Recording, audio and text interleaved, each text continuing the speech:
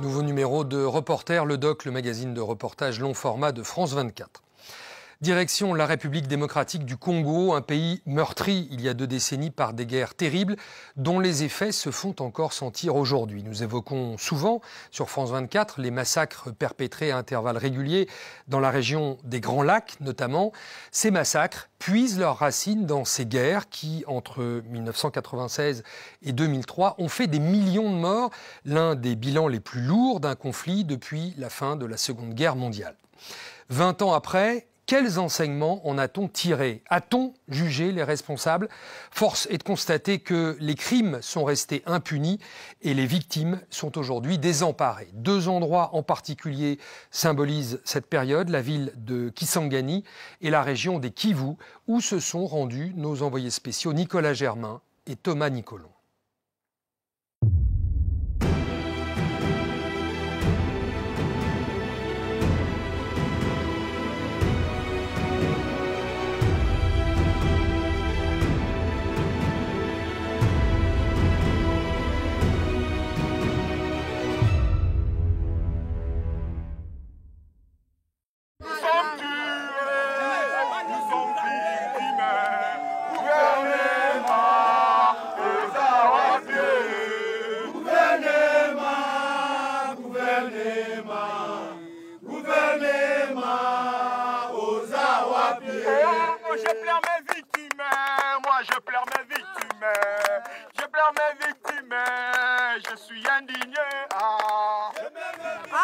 Ici, on est au cimetière des 6 jours.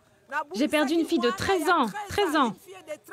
Ça fait des années qu'on lutte. On veut des réparations financières. Notre maison a été détruite, on a tout perdu.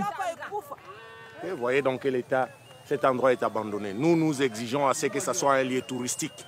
Un lieu où les gens vont venir se recueillir devant tous ces os qui sont ici, qui ont été enterrés ici.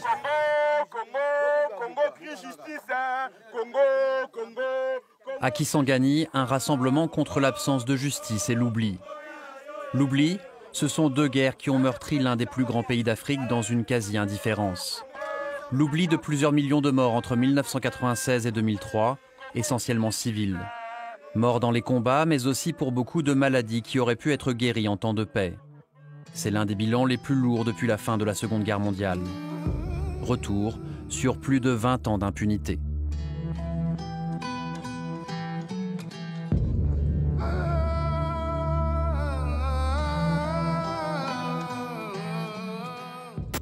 La première guerre du Congo débute en 1996. Elle s'achève l'année suivante avec la chute du président Mobutu, au pouvoir depuis plus de 30 ans. Un départ souhaité par Kigali. Mobutu avait accueilli en 1994 les génocidaires Hutus qui venaient de fuir le Rwanda. La guerre civile rwandaise s'exporte alors vers son voisin congolais. Avec ses alliés, notamment l'Ouganda, Kigali aide le rebelle congolais Laurent-Désiré Kabila à prendre le pouvoir. Mais d'après des enquêtes de l'ONU, cette coalition n'a pas seulement ciblé les auteurs du génocide, elle a aussi tué d'innombrables civils Hutus, femmes, vieillards et enfants. Les attaques en apparence systématiques et généralisées décrites dans le présent rapport révèlent plusieurs éléments accablants qui, s'ils sont prouvés devant un tribunal compétent, pourraient être qualifiés de crimes de génocide. Le Rwanda et son homme fort Paul Kagame ont toujours fermement rejeté cette accusation. Au fil des mois, l'entente entre Kabila et sa tutelle rwandaise et ougandaise ne dure pas. Dès 1998, il souhaite s'émanciper. Les 2 pays décident alors de le renverser. C'est le début de la Deuxième Guerre du Congo. Des rebelles congolais forment une coalition appelée RCD, qui est soutenue par le Rwanda et l'Ouganda. Ils n'arrivent pas jusqu'à Kinshasa, mais occupent une immense partie du nord et de l'est du pays pendant 5 ans. Les massacres et les pillages à grande échelle des richesses minières congolaises se multiplient. Car le sol congolais regorge de coltan, de cassitérite, de tungstène, d'or et de diamants. Au milieu de la Deuxième Guerre, le 16 janvier 2001, Kabila est assassiné à Kinshasa par son garde du corps. À ce jour, le commanditaire demeure inconnu. Kabila est remplacé par son fils Joseph. C'est lui qui signera les accords de paix qui mettront fin à la Deuxième Guerre du Congo.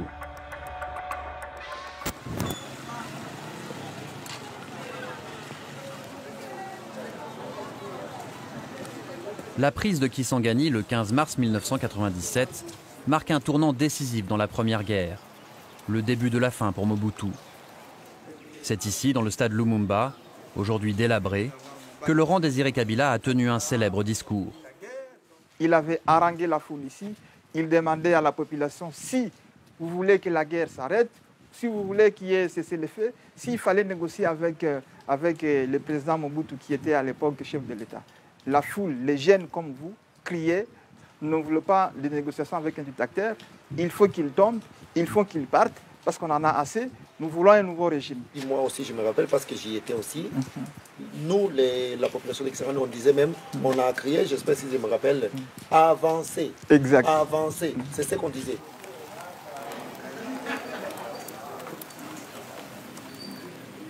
Mais après l'euphorie suscitée par la chute de Mobutu, beaucoup, même parmi les rebelles, ont vite déchanté. Aujourd'hui, avec les recul, j'ai le regret d'avoir rejoint l'AFDEL. Aujourd'hui, c'est seulement l'élite qui a pris le pouvoir, certains parmi eux qui profitent de la manne du pays. Donc il y a la corruption, il y a le détournement, il n'y a pas la promotion des droits de l'homme. Donc on est à la case de départ.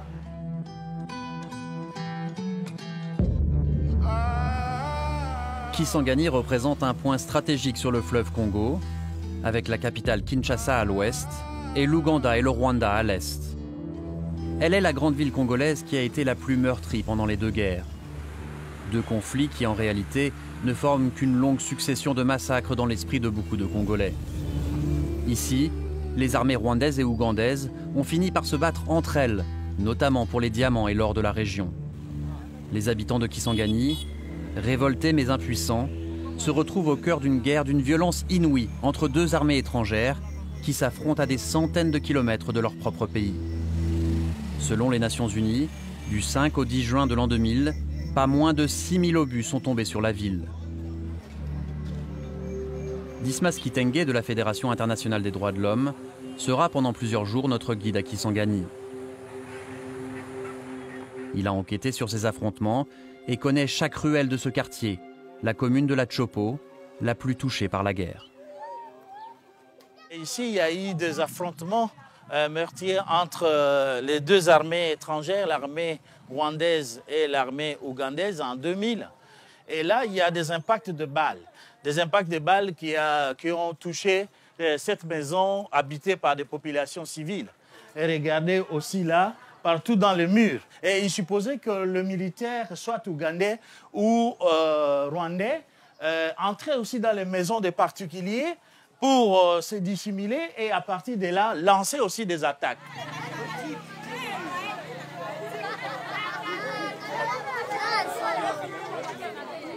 Cette femme vivait ici à l'époque. Elle a été blessée par un éclat d'obus. J'en veux vraiment aux Rwandais, aux Ougandais. On ne voulait pas de cette guerre, on ne comprenait rien. Et aujourd'hui, j'ai tout perdu, ma maison, des proches. Je suis pauvre, je vends du charbon.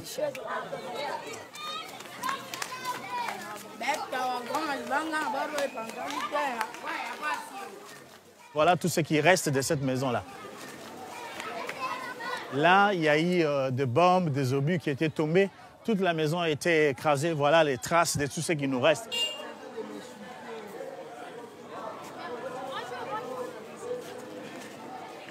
Voilà, ça c'est encore des preuves de balles qui sont passées là.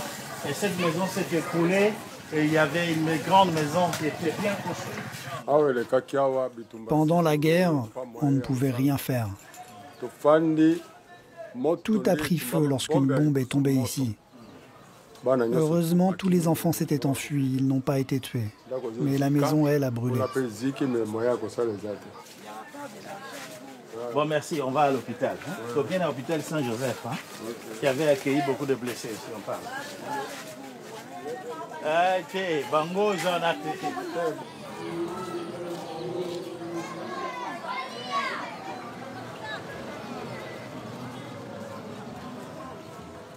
bonjour, Atex. Comment ça va? Ça va, il y a longtemps. Non, ça fait. Ah, ok, ça va. La directrice a confectionné un tissu blanc sous forme de drapeau. Et avec lui, il partait chercher de l'eau, chercher de quoi manger, ces messieurs. Et vous êtes resté jusqu'à la fin de la guerre? Jusqu'à la fin. Et quand vous partiez là pour chercher de l'eau, c'était pour chercher de l'eau pour les blessés, les malades qui étaient internés ici? Oui. Et vous-même, vous n'avez pas eu peur? Non. Il y a eu des obus qui passaient? Partout.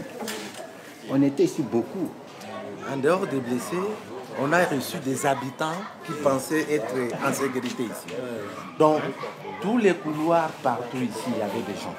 Et les blessés, les malades se retrouvaient dans des salles, mais partout ici, il y avait... Donc, on peut estimer au-delà de 300 personnes qui étaient ici, ces réfugiés. Mais c'était la frustration. Personne ne pouvait s'imaginer. Imaginez que quand on commençait à suivre la RFI, moi, j'ai pleuré. J'ai pleuré les jours de la fin de la guerre quand j'ai suivi, on dit que moi j'ai fait couler les larmes ici. Non, c'était de la frustration. On se sent totalement abandonné.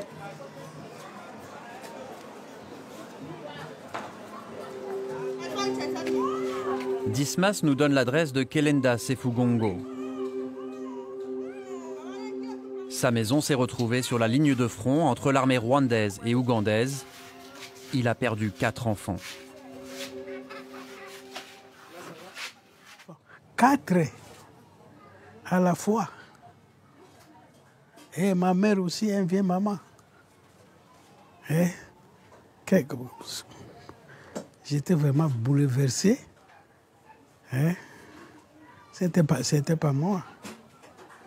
J'ai laissé leurs cadavres ici. Je n'ai pas même emporté pour les enterrer. Quand j'ai vu mes enfants tomber, subitement comme ça, mes femmes, il n'a pas même pleuré. Parce que ça nous surpasse. Les enfants venaient de l'école, on vient de les tuer comme ça, encore dans notre propre parcelle, mais c'était grave.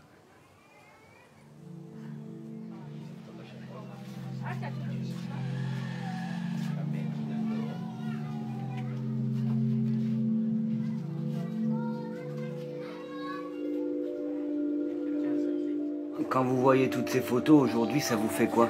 Oh, papa, en tout cas, c'est une émotion. Ça me rappelle le jour du sang. Parce que ces jours-là, les belligérants ont bombardé 6600 bombes. 6600 bombes.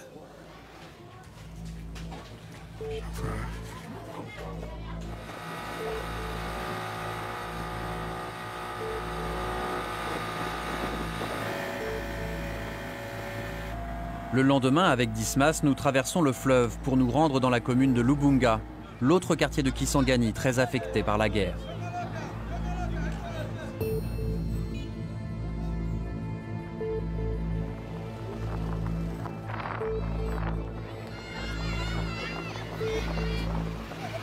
Nous allons voir Félicien Chilumba, qui a perdu sa première femme en 1997.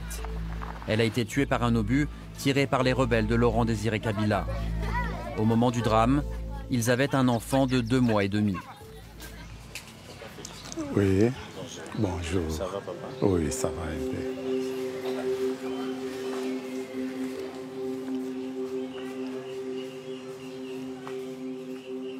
Est-ce que vous pouvez nous raconter les événements de la Première Guerre pour vous ici? Comment ça s'est passé?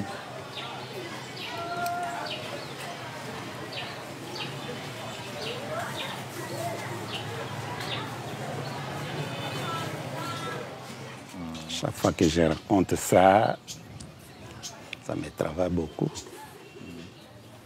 Quand l'obus maintenant est tombé chez les voisins, nous étions dehors.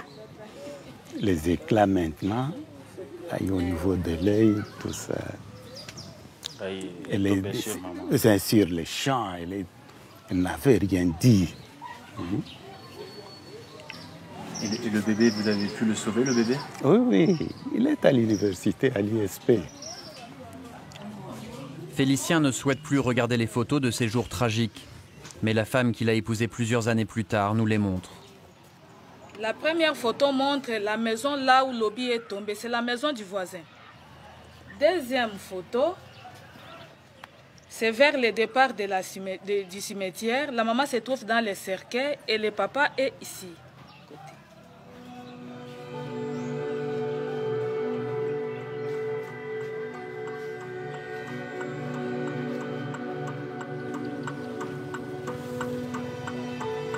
Avant de quitter Kisangani, nous retournons une dernière fois avec Dismas au cimetière de la ville, aujourd'hui à l'abandon.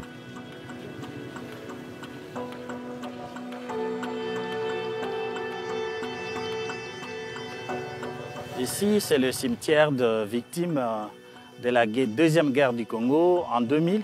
Mais dans les environs de la ville de Kisangani, il y a aussi des fosses communes de victimes de la première guerre du Congo.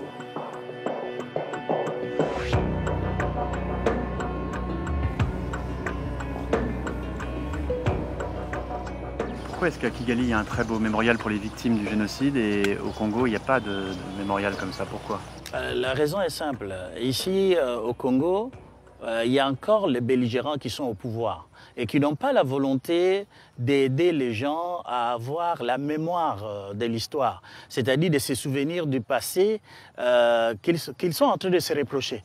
Donc les hommes politiques qui sont au pouvoir sont les auteurs des crimes qui ont été commis ici et ils ne veulent pas que les survivants de ces crimes puissent se le rappeler puisque ça va renvoyer toujours à la revendication de la justice et à la revendication de la réparation. L'un des exemples les plus connus est celui du numéro 2 de l'armée, Gabriel Amissi. D'après l'ONG Human Rights Watch, cet ancien rebelle du RCD a notamment ordonné un massacre à Kisangani en 2002. Qu'en pense le nouveau président congolais Félix Tshisekedi? Lors d'une récente visite à Paris, nous l'avons interrogé sur sa proposition de créer un tribunal spécial pour les crimes de guerre au Congo. On va laisser aux spécialistes le soin de le mettre en place. L'idée derrière est de renforcer l'état de droit en République démocratique du Congo, de telle sorte que nos concitoyens sachent qu'il n'y aura plus de citoyens au-dessus de la loi et que tous les crimes seront sanctionnés au Congo et pas ailleurs, et par les Congolais. Et vous pensez qu'un tribunal spécial, c'est ce qu'il faut, comme il y en a eu par exemple en Sierra Leone, dans d'autres pays? Oui, spécial pour les crimes spécialement commis en République démocratique du Congo, mais ce sera épisodique. Pour le reste, c'est la justice que nous voulons renforcer, et donc par la justice, l'état de droit.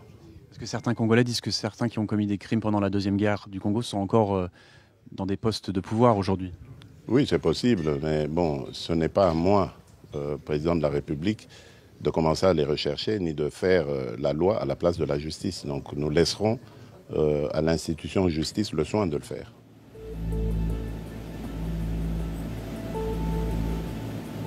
Nous allons à présent dans l'est du Congo, la région la plus touchée par les deux guerres. À Goma, nous prenons le bateau qui traverse le lac Kivu et relie Bukavu en 3 heures. Dans un hôtel vétuste, nous rencontrons un ancien combattant du RCD, la coalition soutenue par Kigali et Kampala lors de la Deuxième Guerre. Il appartient à la communauté Banyamulenge, des Tutsis congolais qui ont participé aux rébellions contre Mobutu, puis contre Kabila. Mais ils se sentent marginalisés par le gouvernement congolais et en veulent aussi au Rwanda. Ils ne souhaitent pas être identifiés. Je ne regrette pas d'être RCD, mais je regrette parce que le RCD a été manipulé par les pays voisins, aux intérêts du pays voisin. Et ça qui a causé même nous-mêmes, les Banyamulenge, nous avons perdu tant de personnes dans toutes les provinces. Le RCD, c'est un parti politique, mais appuyé par le Rwanda. Et jusqu'à aujourd'hui, nous, les Banyamulenge, on soupçonne que les leaders du RCD, ils sont toujours aux missions de leurs patrons. C'est quoi votre message aujourd'hui pour le Rwanda? Vous dites quoi au Rwanda? Qu'ils nous donnent la paix. Nous pouvons dire au Rwanda, ce sont des voisins, sont des amis, sont des frères, mais ils nous laissent la paix, ils nous donnent la paix au Congo. L'ancien dirigeant du RCD est Azarias Ruberwa, aujourd'hui ministre dans le gouvernement congolais. Ses détracteurs l'accusent d'avoir été et d'être encore trop proche du Rwanda. Chaque mouvement de libération doit avoir une base arrière, c'est classique, et doit avoir des alliés, c'est aussi classique.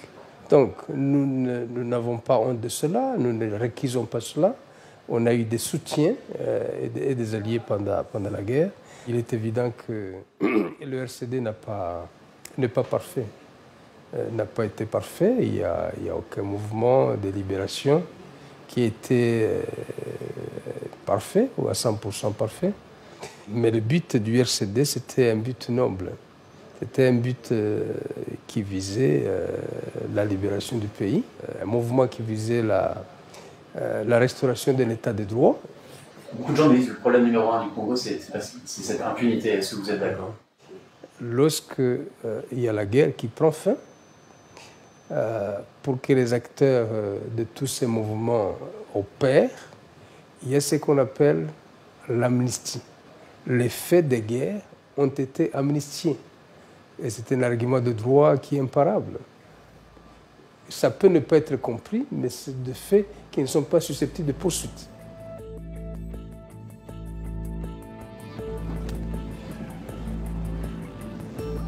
Le village de Kanyola se trouve à 3 heures de route de Bukavu.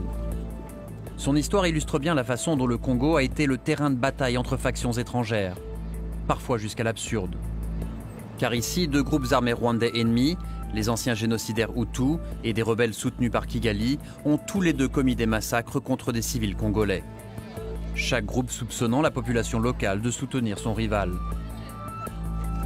Fait rare au Congo, un mausolée a été construit à Kanyola pour les centaines de victimes de ces tueries. Tueries qui se sont poursuivies même après la fin de la Deuxième Guerre.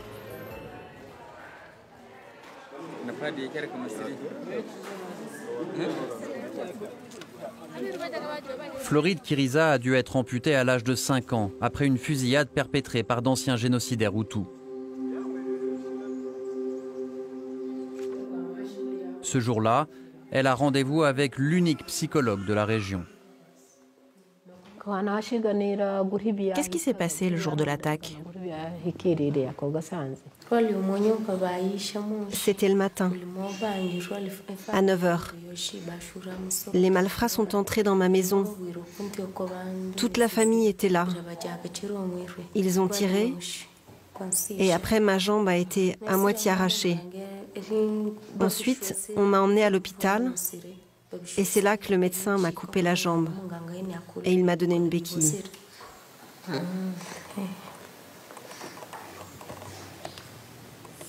Quel est ton message pour les Rwandais? Je ne veux plus voir les Rwandais au Congo. Qu'ils restent chez eux.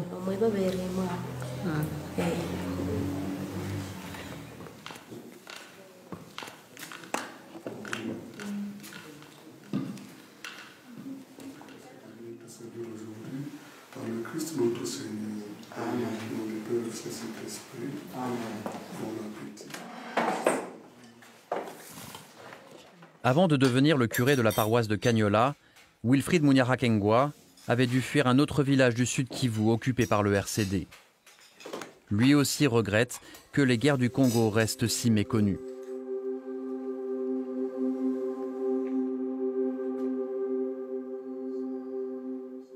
Au Rwanda, on dit que c'était les Tutsis qui étaient ciblés. C'est pourquoi on parle de génocide. Et ici où il n'y avait pas un groupe visé, alors on ne parle pas de génocide, mais on parle de massacres ou de tueries tout simplement. C'est ça seulement qui fait la différence. Mais selon ceux qui ont fait des études, on dit qu'il y a eu plus de 6 millions de morts ici au Congo. Mais on ne parle pas de génocide, on parle tout simplement de tueries ou massacres. Comme si nous avions droit à la mort et pourtant nous aussi on doit vivre.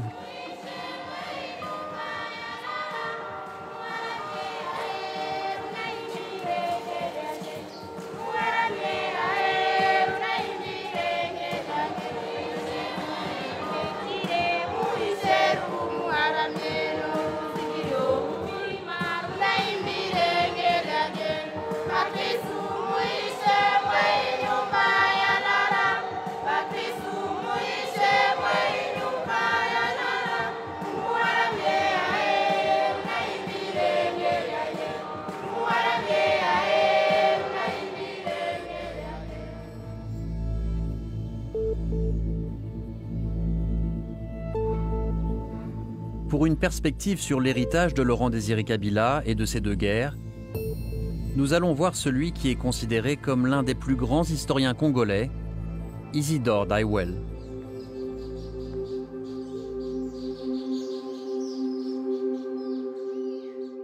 Ça a renforcé un sentiment tout à fait compréhensible, mais qui est dangereux.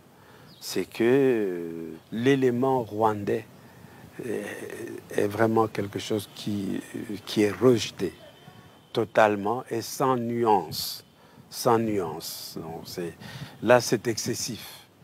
Et moi, je pense que, je l'ai aujourd'hui, il faut que les Rwandais acceptent de faire amende honorable à l'égard des Congolais pour qu'à un moment donné, on puisse réellement résoudre ce problème. Le Rwanda ne se limite pas à Kagame. Et puis, je ne pense pas que c'est quelque chose qui se réglerait en un jour. Il faudra peut-être une bonne décennie pour qu'on retrouve vraiment le bon climat. Mais plus tôt on commencerait, mieux ça vaudrait.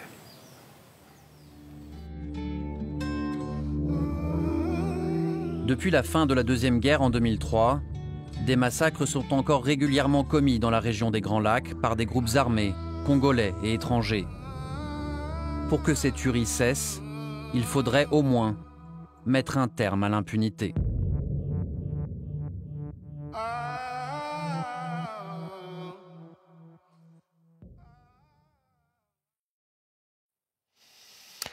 Voilà pour ce document signé Nicolas Germain et Thomas Nicolon. C'est la fin de ce magazine que vous pouvez revoir en replay sur france24.com à la rubrique émission, puis Reporter. On se retrouve la semaine prochaine pour un nouveau numéro de Reporter sur France 24.